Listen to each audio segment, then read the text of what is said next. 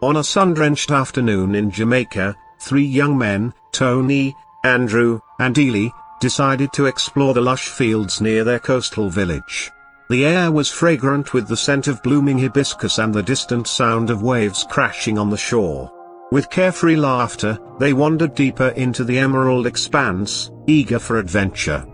As they choked and raced through the swaying grass, Tony stumbled upon something gleaming brightly in the sunlight. Curiosity piqued, he knelt down and brushed away the dirt, revealing a massive white diamond. Its brilliance was mesmerizing, reflecting the brightness of the Jamaican sun in a dazzling array of colors. "Guys, look at this!" Tony called out, his voice a mix of excitement and disbelief. Andrew and Ely rushed over, eyes wide with astonishment. The diamond was almost the size of a golf ball and glistened like nothing they had ever seen before. "Is this real?"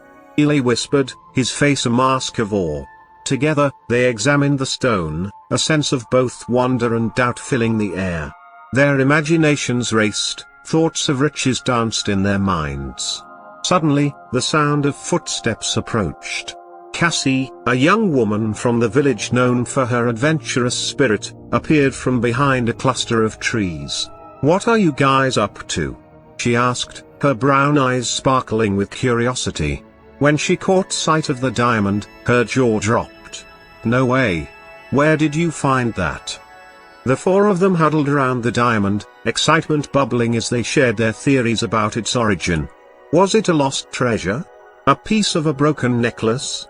Ely joked about it being a gift from the ocean, sent to reward their adventurous spirits. As they sat in the field, the sun dipped lower in the sky, casting a warm glow around them. But as their imaginations soared about what to do with their astonishing find, Cassie suddenly looked serious. "We should be careful with this.